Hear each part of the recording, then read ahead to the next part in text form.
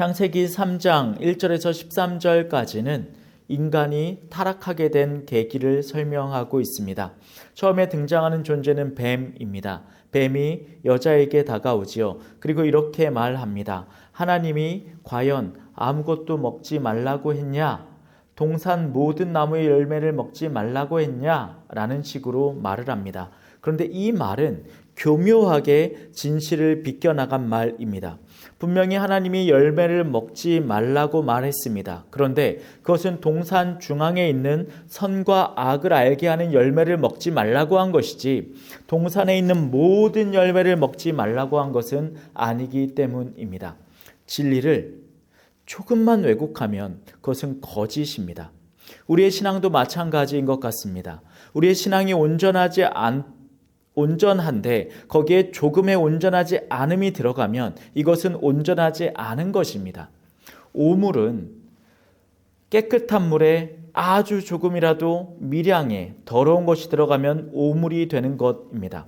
그런데 우리는 그 양을 측정하려고 하는 것 같습니다. 내가 더러운 게 절반이냐, 많냐, 적냐.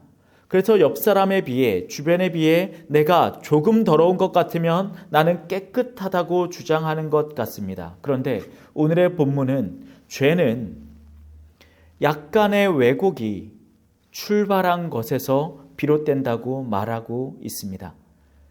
뱀의 그러한 질문에 여자도 잘못된 대답을 합니다. 그리고 그 결과 아담도 하와도 선악과를 먹게 되고 타락하게 되죠. 그들의 욕망의 근원에는 무엇이 있었습니까? 하나님처럼 되는 것입니다. 그런데 우리는 생각해 볼 필요가 있죠. 이미 우리는 하나님의 형상을 따라 지음받은 존재들입니다. 이 말인즉슨 우리 안에 이미 하나님의 성품과 속성이 있다는 뜻이죠. 그런데 왜 지금 뱀은 너희가 하나님처럼 될 것이라고 말하는 것입니까? 하나님이 창조하신 하나님의 성품은 하나님을 기반한 하나님의 형상입니다. 그런데 지금 뱀이 말하고 아담과 하와가 원했던 것은 하나님이 없이 하나님처럼 되는 것입니다. 우리의 삶의 주인은 여전히 우리라고 세상은 가르칩니다. 그 말이 아주 틀린 바는 아니겠습니다만 세상이 말하는 것과 우리가 주장하는 것이 완전히 근원적인 차이가 있는 것은 무엇이냐면 세상이 말하는 것은 하나님 없이 우리의 삶이 우리가 주인 된다고 말하는 것이며 기독교에서 말하는 우리의 삶을 자주적으로 살아야 된다는 것은 하나님의 말씀에 기반한 채로 살아가는 것을 말합니다. 말은 똑같습니다. 하나님처럼. 그런데 그 기저에 하나님이 계시지 않은가 계신가는 엄청난 차이를 만들어내는 것이죠. 그리고 성경은 하나님이 없이 내가 하나님처럼 되려고 하는 욕망이 그 모든 죄악의 시작점이라고 말합니다. 다시 말해 뱀은 진리를 왜곡시킵니다. 그리고 그 왜곡된 진리 가운데 아담과 하와는 하나님 없이 내가 하나님으로 살아갈 수 있다고 믿는 죄를 만들어내는 것입니다. 자, 이것이 창세기가 말하는 죄입니다. 그리고 우리가 떠올리는 죄이지요. 그러고 나면 우리는 때때로 아담이 밉습니다. 그때 아담이 그 열매만 먹지 않았어도, 그때 하와가 그 뱀의 말만 듣지 않았어도, 그때 그 뱀이 하와를 유혹하지만 않았어도 우리가 이렇게 이 세상에 힘들게 살지 않을 텐데 라고 하는 생각들을 자주 합니다. 만약 우리가 이 본문을 읽고 묵상하며 그 결말에 도달했다면 우리는 정확하게 13절의 말에 도달한 것입니다. 여호와 하나님이 여자에게 이르시되 내가 어찌하여 이렇게 하였느냐? 여자가 이르되 뱀이 나를 꿰므로 내가 먹었나이다. 아멘. 하나님이 아담에게 묻습니다. 너 왜 그랬냐? 여자 때문에 그랬습니다. 하와에게 묻습니다. 너 왜 그랬냐? 뱀 때문에 그랬습니다. 라는 결말이지요. 만약 우리가 이 본문을 읽고 묵상하는 결말이 거기에 국한된다면 이 본문이 진정으로 의도하고 있는 것을 어쩌면 보지 못한 것일 수도 있습니다.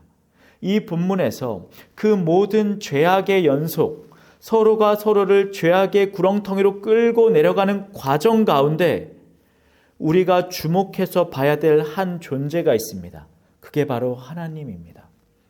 하나님은 8절에 동산을 거니시며 아담과 하와를 찾으십니다. 너네 어딨냐? 그럼 우리는 생각해 봐야겠죠. 하나님은 지금 아담과 하와가 범죄한 사실을 모르시겠습니까? 그들이 어딘가에 죄성 때문에 숨은 줄 모르시겠습니까? 그들이 하나님의 낯을 피하여 더 이상 하나님을 보고 싶어 하지 않는 것을 모르시고 동산을 거느시며 그들의 이름을 부르시고 그들을 만나려고 하셨겠습니까? 아닐 겁니다. 이미 다 알고 계셨을 겁니다.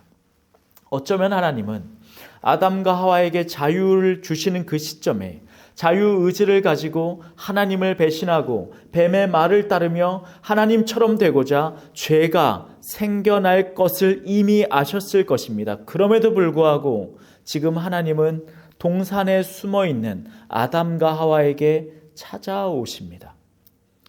오늘 묵상을 살펴보면 제목이 사람을 찾아오십니다입니다. 어쩌면 저와 여러분은 하나님이 찾아오지 않으시면 앞서 아담과 하와와 다를 바 없을지도 모르겠습니다. 진리를 왜곡하고 내가 하나님 없이 나 스스로 하나님이 되고자 하며 내게 일어난 모든 나쁜 일들과 왜곡과 잘못들, 그것을 남 탓을 하는 존재, 그것이 저와 여러분일지도 모르겠습니다. 그런데 그런 우리 역시 하나님이 찾아오셨기에 말씀 앞에 서게 되고 그런 우리 역시 하나님이 우리를 불러주셨기에 하나님의 자녀로 머물 수 있게 되었던 것 아니겠습니까? 그러기에 오늘의 본문 가운데 우리는 인간의 죄성 그리고 그것을 뛰어넘는 하나님의 은혜를 만끽하시길 소망합니다. 그래서 오늘 하루도 저와 여러분이 살아갈 수 있습니다. 아담같이 실수하고 하와같이 어리석으며 뱀같이 진리를 왜곡하는 저와 여러분에게도 하나님은 그 은혜의 손길을 주셨습니다. 그래서 우리는 살아갈 수 있습니다. 이 사실을 기억하셔서 오늘도 하나님의 은혜로 이 하루를 버텨내시는 저 여러분들 되시길 축원합니다. 기도하시겠습니다.